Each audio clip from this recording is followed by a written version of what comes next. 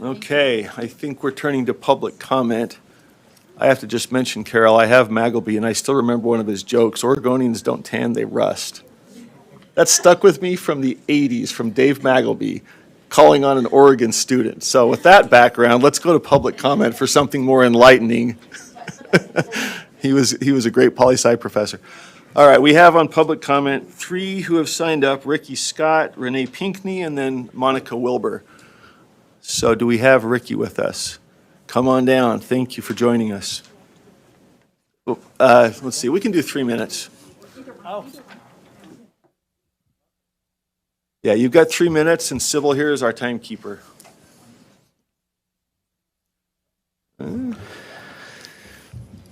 All right. Hi, board members. My name is Ricky Scott. For 8 years or so before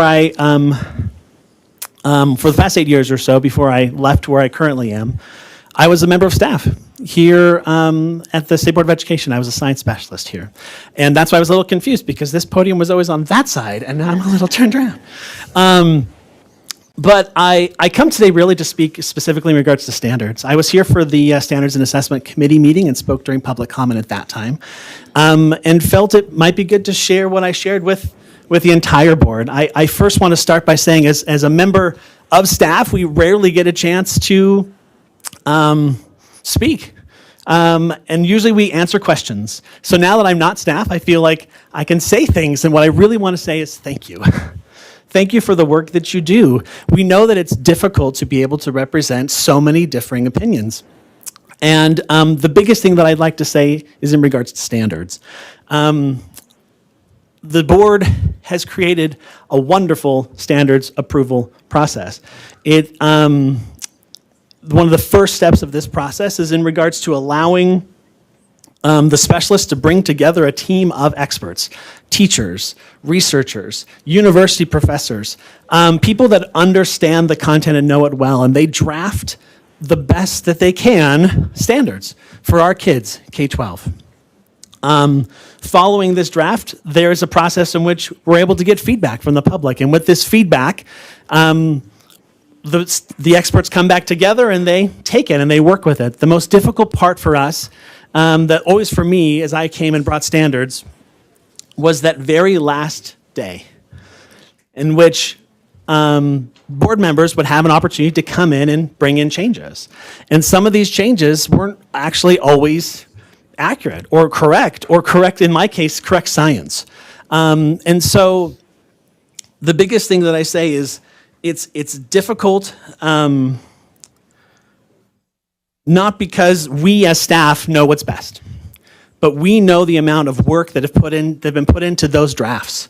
Every word, every standard, the order of those standards has been put in for a specific reason. And in a matter of a couple motions, things change, and that work is completely undone potentially. And so I share with you a request.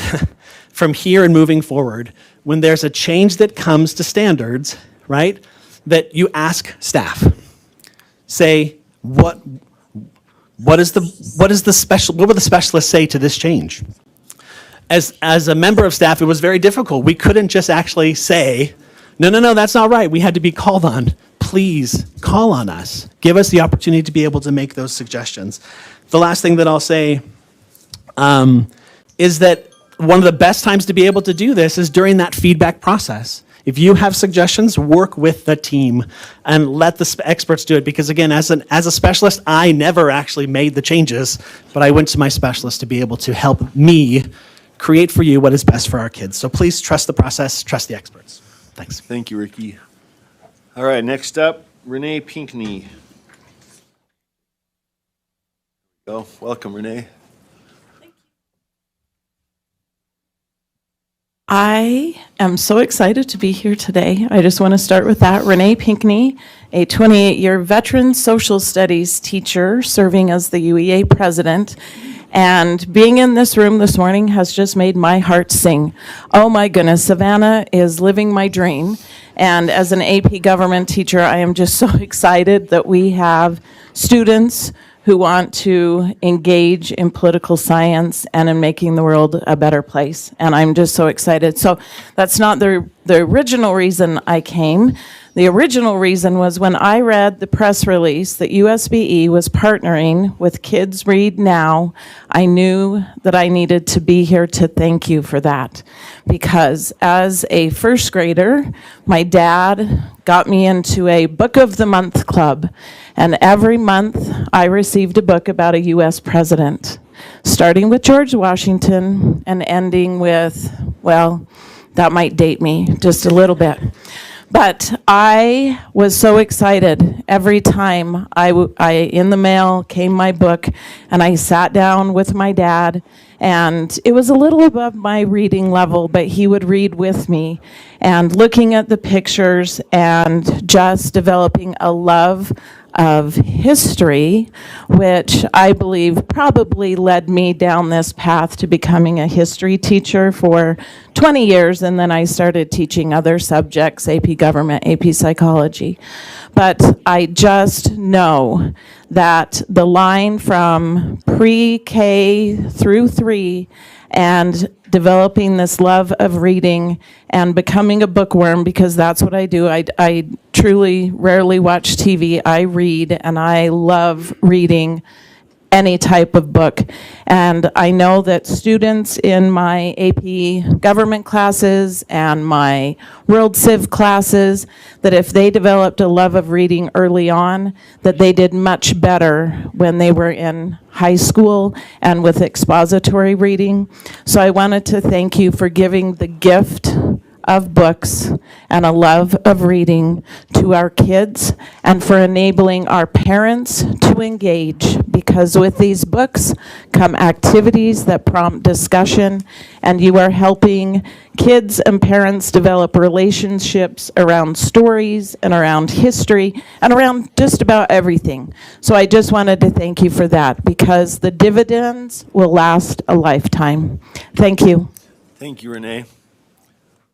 Next up, Monica Wilbur, and then Sarah Erb. Monica, are you Chairman Wells. online? Yes, I am. Thank you. There Can we you hear go. me? Yes, we can hear you. Okay, thank you. Good morning, board. In education, there exists the concept of null curriculum. Null curriculum is what is left out of explicit curriculum. Its omission is seen as an attempt to control what is taught by controlling what isn't taught. At the last Standards and Assessment Committee meeting, members Klein and Green both pointed out that the proposed English language arts standards had a glaring null component, in that the standards virtually omit all the fundamental aspects of the English language that make its study an art. Imagination-inspiring literary elements, such as theme, plot, and allegory, among others, are just simply missing in action in the standards. A focus on grammatical and syntactical basics, such as parts of speech and sentence structure, and on rich vocabulary that naturally stems from the exposure to timeless literature. These are harder to spot in the standards, as currently written, than H.G. Wells' eponymous Invisible Man. The word standards can diverge down two different roads. Standards can be viewed as a high bar for foundational quality inputs, which naturally result in singular thought and expression, or standards can result in specifications that result in conformity of outcomes in which the achievement is the sameness. That our current standards continue to plod along the broken and widely condemned road of the Common Core state standards framework does our students an immeasurable educational injustice. This mind-numbing sameness of this route is just not worth sacrificing the singularity of our students for. I'm a technical writer and editor. I'm a former English teacher and a literary magazine advisor, and I believe that Member Klein's amendments are very good and meticulously aligned vertically and horizontally. They rectify more than a few of the ELA standards shortcomings, and they deserve to be heard and adopted.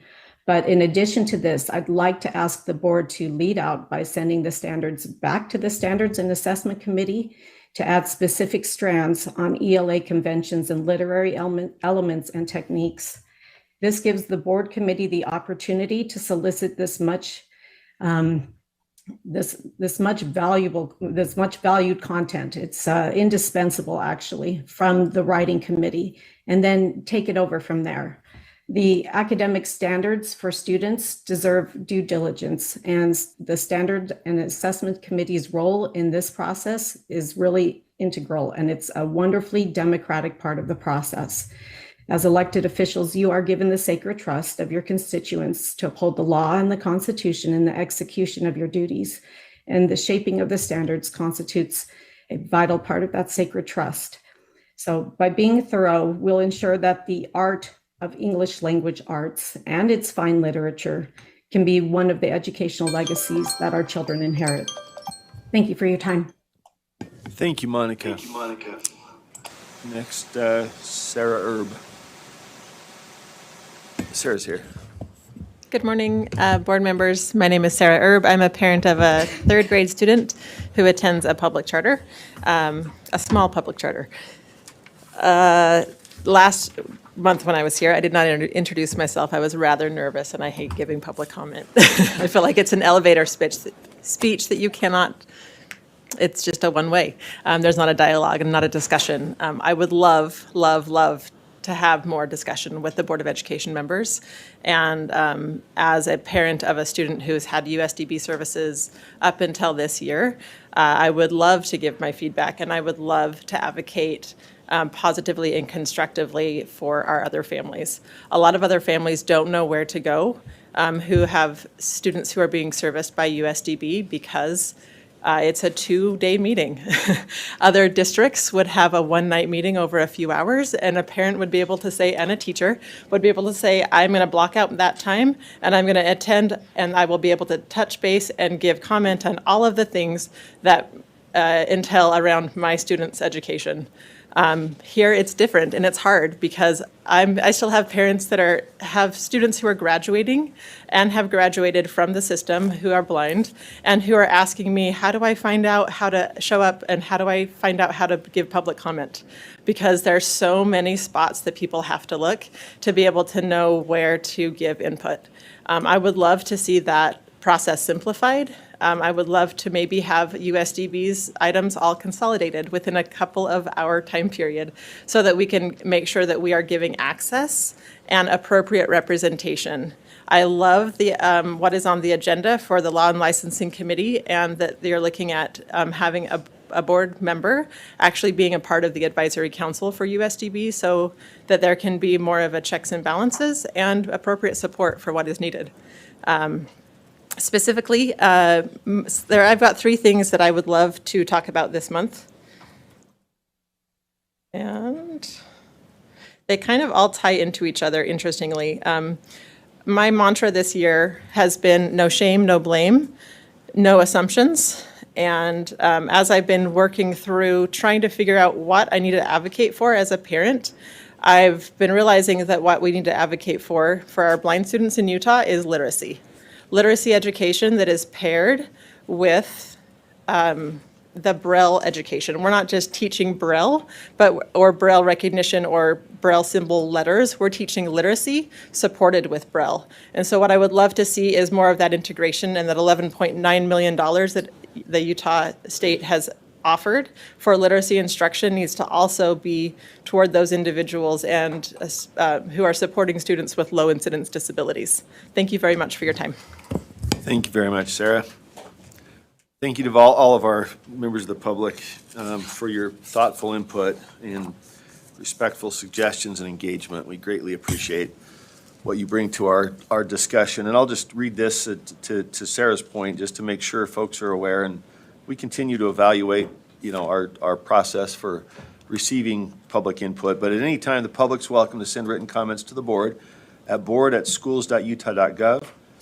That's board@schools.utah.gov. Communication sent to this email address will be received by all board members, the USBE superintendency, and select board staff.